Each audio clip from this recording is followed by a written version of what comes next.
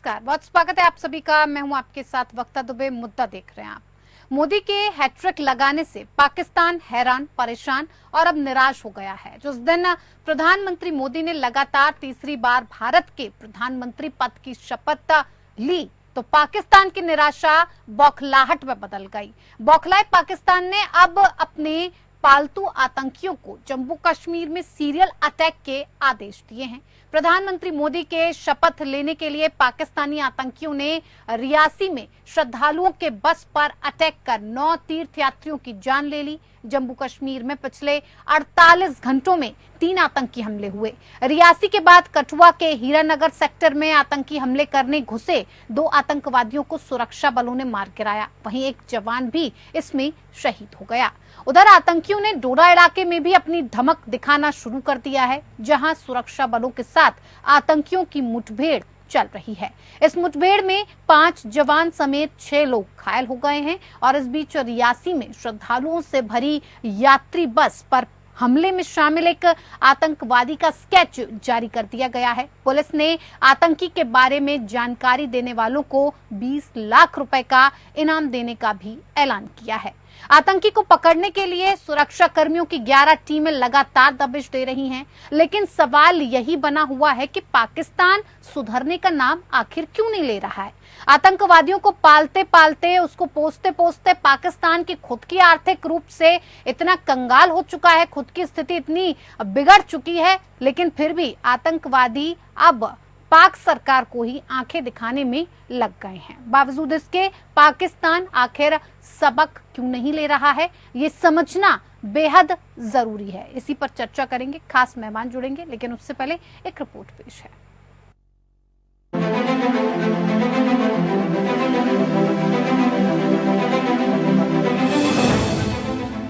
मोदी की तीसरी बार सरकार बनाने से आतंकियों का आका पाकिस्तान बौखलाया हुआ है। दाने दाने को मोहताज पाकिस्तान ने एक बार फिर से अपने आतंकियों को पूरी ताकत के साथ जम्मू कश्मीर में आतंक फैलाने के लिए लगा दिया है। जम्मू कश्मीर में पिछले 48 घंटों में आतंकियों ने तीसरी वारदात को अंजाम दिया। 9 जून को जिस दिन पीएम मोदी तीसरी बार प्रधानमंत्री पद की शपथ ले रहे थे, उसी दिन रियासी में बस पर हुए आतंकी हमले में 9 तीर्थ यात्रियों की जान चली गई थी और 40 घायल हो गए थे। वहीं इसके बाद डोडा में आतंकियों ने दहशत फैलाने की कोशिश की, लेकिन भारतीय सुरक्षा बल पाकिस्तान समर्थित आतंकियों के मंसूबे पर लगातार पानी फेर रहा है। कठुआ में 2 आतंकियों को मार गिराया गया। कठुआ के हीरनगर सेक्टर में सुरक्षा बल पूरी तरीके से मुस्तैद हैं।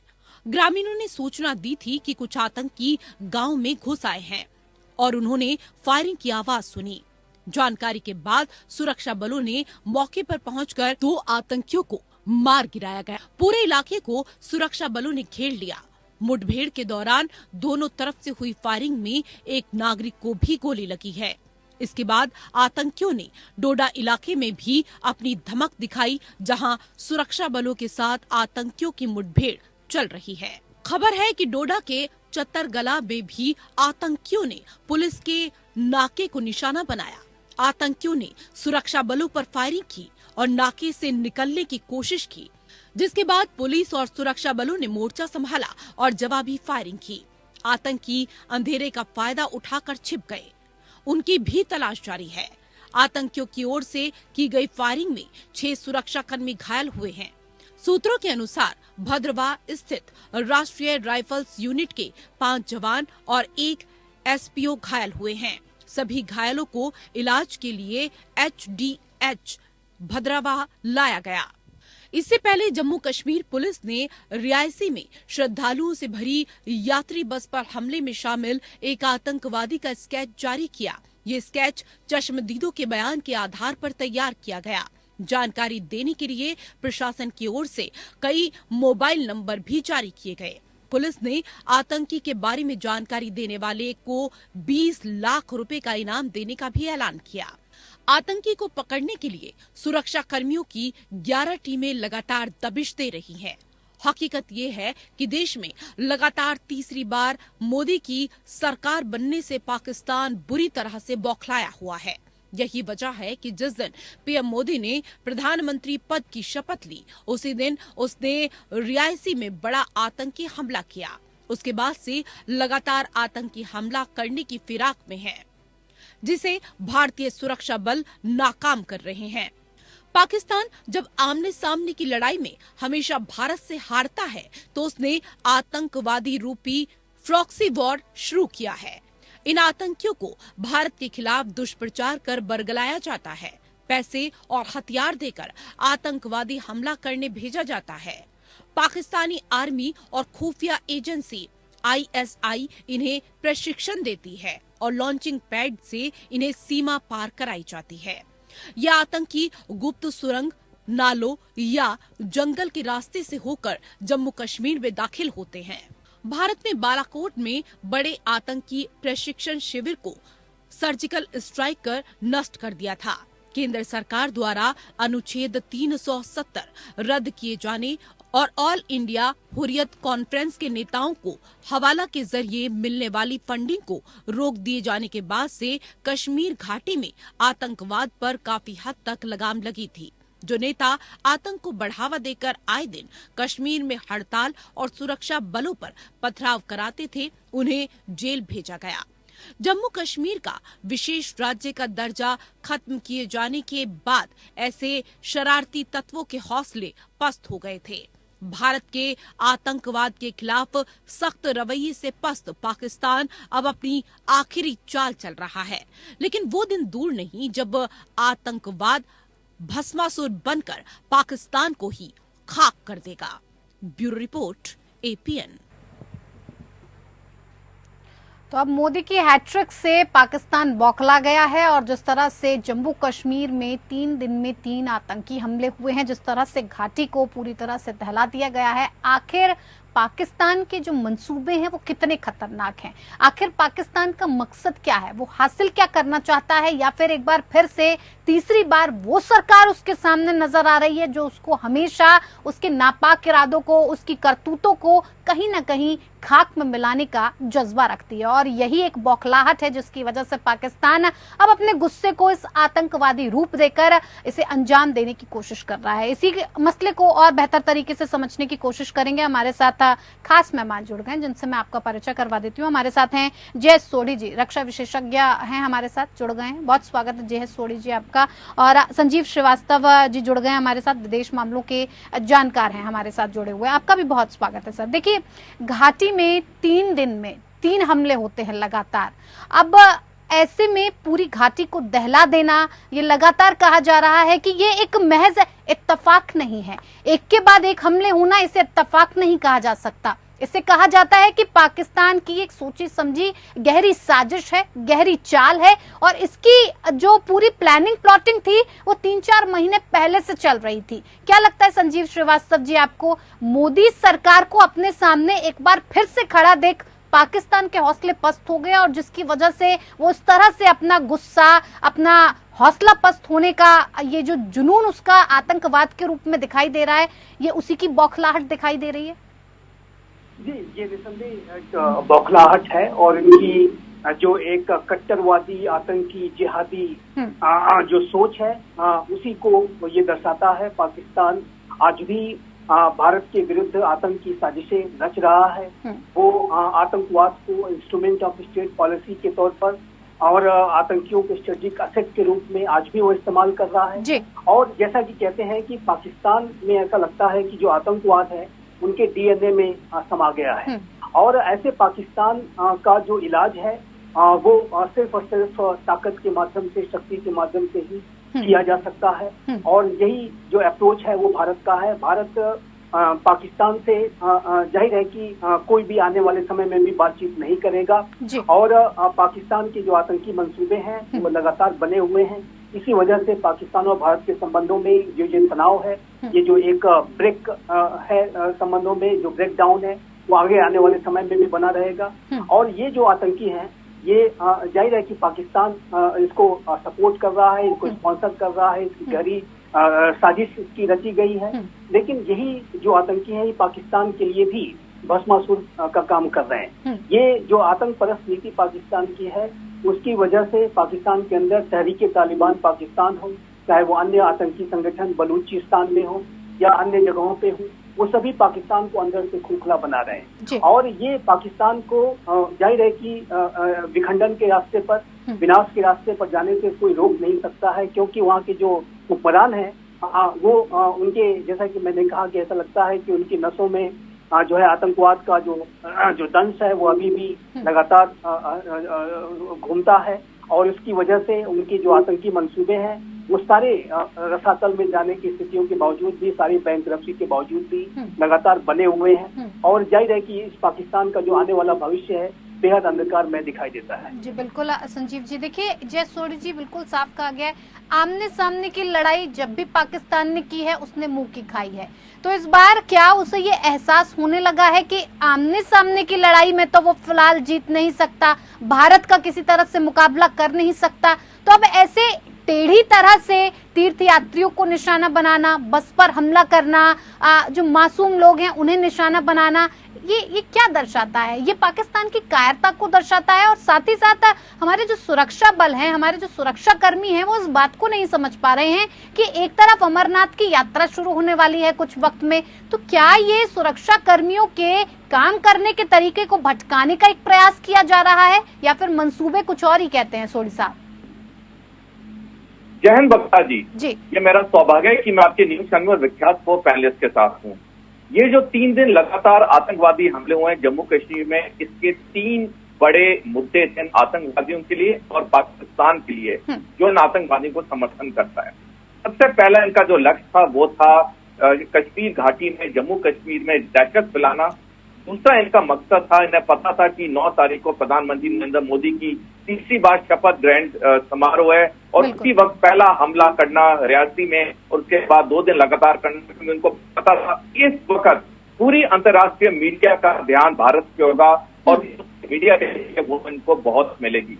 और तीसरा सबसे अहम तो इनका लक्ष्य है वो ये कि 2035 तक पाकिस्तान जम्मू कश्मीर में आतंकवाद को जीवित रखना चाहता है, क्योंकि 2035 में पाकिस्तान और चीन दोनों मिलकर 2 फ्रंट वॉर करेंगे भारत के ऊपर। और पहला वार होगा वो पाकिस्तान करेगा जम्मू कश्मीर के लिए, और ये एक बहाना इस्तेमाल करेगा कि जम्मू कश्मीर में अशांति और मैं लोगों को मदद के लिए मैंने ये युद्ध किया है। तो ये जो बड़ा सामरिक ये जो लक्ष्य है पाकिस्तान का, वो है कि कश्मीर घाटी में आतंकवाद को 2035 तक जीवित रखना। बख्ता जी, मैं आपके चैनल के माध्यम से ये कहना चाहूंगा सारे दर्शकों को, क्योंकि आपका विख्यात चैनल है, पूरी दुनिया भर में देखा जाता है, करोड़ों लोग रोज देखते हैं, कि एक रैंड कॉर्पोरेशन है जो कि अमेरिका का एक बहुत ही विख्यात थिंक टैंक है। इसने 30 जून 2008 को एक अध्ययन किया था और स्टडी में ये आंकड़े निकल के आए, दुनिया भर में 7% आतंकवाद खत्म हुआ है सेना की वजह से, 43% आतंकवाद खत्म हुआ है पॉलिटिकल डायलॉग की वजह से, 40% आतंकवाद खत्म हुआ है पुलिसिंग की वजह से, और 10% आतंकवाद तब खत्म हुआ है जब आतंकवादियों का पूरा हो गया है। अब जहां तक भारतीय सुरक्षा बलों की बात है, 35 साल से जब से ये आतंकवाद शुरू हुआ जम्मू कश्मीर में, वो दिन रात कड़ी मेहनत करें। मैं खुद 2 साल पटन में था, तो बारामूला के पास है, वहां पे ना हमारे सोने का टाइम होता था ना खाने का टाइम होता था, दिन रात वहां पे ऑपरेशन होते थे और तब सिचुएशन तो और भी बुरी थी। तो अब जहां तक सुरक्षा बलों का बात है, वो तो अपनी दिन रात मेहनत करें। अब समय आ चुका है कि जितनी जम्मू कश्मीर में राजनीतिक पार्टियां सक्रिय हैं, चाहे विपक्ष हो चाहे सत्ताधारी हो, सबको इकट्ठे बैठ के मिलजुल के इस मसले का हल निकालना चाहिए। क्योंकि जो मैंने आंकड़े पहले बताए, सुरक्षा बलों ने तो अपना काम पूरा कर दिया, उन्हें जो भी काम मिलेगा वो अच्छा करेंगे। जब तक पॉलिटिकल डायलॉग जम्मू कश्मीर में नहीं इनिशिएट होगा, वहां की आवाम के साथ बातचीत नहीं होगी, और इसके लिए कोई एक पॉलिटिकल पार्टी नहीं कर सकती, सबको इकट्ठे आना होगा, अपने मतभेद, राजनीतिक मतभेद अलग रखने होंगे। देश की शांति के लिए, जम्मू कश्मीर की शांति के लिए सारी राजनीतिक पार्टियों को इकट्ठे आना होगा, तभी ये मसला हल हो सकता है, अन्यथा ये मसला हल होना बहुत मुश्किल है। जी बिल्कुल। संजीव जी, देखिए कठुआ हो या फिर डोडा की बात करें, रियासी की बात करें, ये वो इलाके हैं जो एक दूसरे से काफी किलोमीटर की दूरी पर दिखाई देते हैं। 300 किलोमीटर 150 किलोमीटर का अंतर इन सारे इलाकों में नजर आता है। आपको नहीं लगता है कि 2-3 साल में इस तरह की घटनाएं जम्मू कश्मीर में कुछ ज्यादा बढ़ गई हैं? पहले ये कश्मीर घाटी घाटी तक ही सीमित थी, लेकिन अब इस आतंकवाद का जो चेहरा है, इस आतंकवाद का जो साया है, अब वो जम्मू तक में प्रवेश कर चुका है और जम्मू पूरी इसकी लपेटे में, इसके साए में आ चुका है। क्या लगता है भारत को अब इसके ऊपर एक कड़ा एक्शन या एक कड़ा जवाब देने की क्या जरूरत है? जिस तरह से पाकिस्तान जवाब देने की कोशिश या कुछ संदेश देने की कोशिश कर रहा है, उसको किस तरह से भारत को डिफेंड करना चाहिए? देखिए वक्ता जी, सबसे पहले तो मैं ये कहूंगा आपके चैनल के माध्यम से कि भारत सरकार को, भारत के सुरक्षा तंत्र को ये जो हमले हुए हैं रियासी डोडा कठुआ में, इसके विरुद्ध कड़ी से कड़ी जो जवाबी कार्रवाई है वो करनी होगी। और एक आतंकवादी अगर ये मैसेज देने की कोशिश कर रहे हैं तो उनका जो मुंहतोड़ जवाब उन्हें मिलना चाहिए और इसके लिए भारत सरकार को यथोचित कदम आगे आने वाले समय में उठाने की आवश्यकता है। और मेरा ऐसा विश्वास है कि जो भारत की सरकार है, भारत का सुरक्षा तंत्र है, आने वाले समय में at the time of our own choosing India इसे रिस्पॉन्ड करेगा। और इस तरीके की कोई भी जो आतंकवादी घटना है उसको नया भारत बर्दाश्त नहीं करता है और इसके विरुद्ध जवाबी कार्रवाई की जाती है। जहां तक आपने जम्मू और घाटी की बात कही है, ये बात बिल्कुल स्पष्ट है कि घाटी में चूंकि एक जबरदस्त तरीके का जो ऑपरेशन है, ऑपरेशन ऑल आउट, और एक ग्रिड के माध्यम से जिसके माध्यम से इन्फिल्ट्रेशन पे पूरी तरह से रोक लगा दी गई थी और यदा कदा कोई घटना होती थी तो वो आतंकवादियों को नेस्तनाबूद कर दिया जाता था। आज भी ऐसा किया जा रहा है। उसकी वजह से ये जो आतंकी हैं वो हताश, निराश, परास्त अवस्था में है। और ऐसे में उन्होंने अब जम्मू के जो क्षेत्र हैं, खासकर वहाँ का जो पुंछ और राजौरी के जो जंगल हैं, जो पीर पंजाल की पहाड़ियां हैं, वहाँ पर उन्होंने, जो कि एक बहुत ही टफ टेरेन है, एक सघन इलाका है, वहाँ पर वो कैरों की तरीके से बिलों में छुपे हुए हैं और अभी भी ऐसे आतंकी वहाँ पर हो सकते हैं जो कि समय समय पर जब भी कभी उनके आकाओं के माध्यम से उन्हें इस तरह के हमले के आदेश मिलते हैं वो हमले कर देते हैं। और जाहिर है कि जम्मू के क्षेत्र में और पीर पंजाल और राजौरी और पुंछ के जंगलों में उन्होंने अपना ठिकाना बना रखा है। लेकिन इसको भी सैनिटाइज करने के लिए ऑपरेशन चलाए जा रहे हैं। और जैसा कि मैंने कहा कि क्योंकि एक टफ टेरेन है और वहाँ पर कोई भी जिस तरीके का जो ऑपरेशन है वो चलाने में अनेक बाधाओं का सामना करना पड़ता है, लेकिन भारत की सरकार उन इलाकों को भी आतंकियों से मुक्त कराने के लिए संकल्पबद्ध है और उसके लिए भी कार्रवाइयां की जा रही हैं। लेकिन ये एक बात मैं और कहना चाहूंगा कि ऐसा लगता है कि पाकिस्तान की जो सरकार है वो भारत की जो वर्तमान समय में जो यहाँ पर पॉलिटिकल डेवलपमेंट्स हुए हैं और उसमें इन सारी स्थितियों को ध्यान में रखते हुए वो एक मैसेज देने की कोशिश कर रही है। और इस तरह के मैसेज कि जब कभी भी भारत में एक जरा कहीं भी उन्हें ऐसा लगता है कि कोई ऐसी सरकार हो जो कि उतनी ज्यादा फोर्सफुल, पावरफुल और फुल मेजॉरिटी के साथ अगर नहीं आई है और उसको एक सहयोगियों के साथ आना पड़ा है, तो ऐसे में पाकिस्तान ऐसा मैसेज देने की मेरे असेसमेंट के मुताबिक कोशिश कर रहा है कि एक ऐसी सरकार जो कि पूरी बहुमत के साथ नहीं है, उसके विरुद्ध वो कुछ कार्रवाई करने की उनकी क्षमता है या ऐसी कार्रवाइयां कर सकते हैं। इसी वजह से मेरा ऐसा मानना है कि भारत के जो मतदाता हैं उनको आने वाले भविष्य में कोई भी सरकार चुनने से पहले इस बात को भी ध्यान में रखना होगा कि वो जो भी सरकार चुने, एक ऐसी सरकार चुने जो कि सशक्त सरकार हो, पूरी तरीके से मजबूत सरकार हो, ऐसी सरकार हो जो आतंकवाद के विरुद्ध एक कड़े से कड़े कदम उठाने की उनके पास पूरी क्षमता हो। और मेरा ऐसा मानना है कि वर्तमान की जो सरकार है, प्रधानमंत्री मोदी का जो तीसरा कार्यकाल है, उसमें जो सहयोगी दल हैं वो भी आतंकवाद के विरुद्ध जीरो टॉलरेंस के अप्रोच पे ही चलेंगे। और उन सहयोगियों को भी अपनी तरफ से ये बात स्पष्ट करनी होगी कि पाकिस्तान के विरुद्ध और आतंकवाद के विरुद्ध जो कार्रवाई करने में वो प्राइम मिनिस्टर मोदी के साथ पूरी तरह से खड़े हैं। और पाकिस्तान को ये मैसेज दिया जाना चाहिए कि चाहे वो दूसरा कार्यकाल हो, चाहे वो तीसरा कार्यकाल हो, चाहे पहला कार्यकाल रहा हो, भारत की जो आतंकवाद के प्रति जीरो टॉलरेंस की नीति है उसमें कोई भी कमजोरी नहीं आएगी और उसमें कोई भी परिवर्तन नहीं आएगा। रादर ये जो आतंकी हैं इनके विरुद्ध सख्ती जो है और अधिक ज्यादा बढ़ती जाएगी। और मेरा मानना है, मेरा ऐसा विश्वास है कि प्राइम मिनिस्टर मोदी की जो सिक्योरिटी टीम है वो आने वाले समय में इन आतंकियों के विरुद्ध कहीं पहले से भी ज्यादा बड़ी कार्रवाई करके दिखाएगी। बिल्कुल संजीव जी, बिल्कुल सही कहा। सोढ़ी साहब देखिए, लगातार भारत ने वो जवाब देने की कोशिश पाकिस्तान को हमेशा से की है कि इस तरह के नापाक इरादों पर आप लगाम लगाएं, इस तरह की मंशाओं को, इस तरह के आपके इरादों को भारत कभी भी स्वीकार नहीं करेगा। भारत ने, आपको याद भी होगा कि बालाकोट की जब जो प्रशिक्षण केंद्र था जहां पर प्रशिक्षण दिया जाता था ISI की तरफ से, उसे वहां पे उसे ध्वस्त किया था, सर्जिकल स्ट्राइक की थी। 370 लगने के बाद से, जब से हटने के बाद से जो फंडिंग थी उसे रोक दिया गया। श्रीनगर के लाल चौक की बात करें जहां पर तिरंगा फहराना एक बहुत टेढ़ी खीर हुआ करता था, इन सारी चीजों पर लगाम लगाई गई, आतंकवाद को कहीं ना कहीं कंट्रोल किया गया।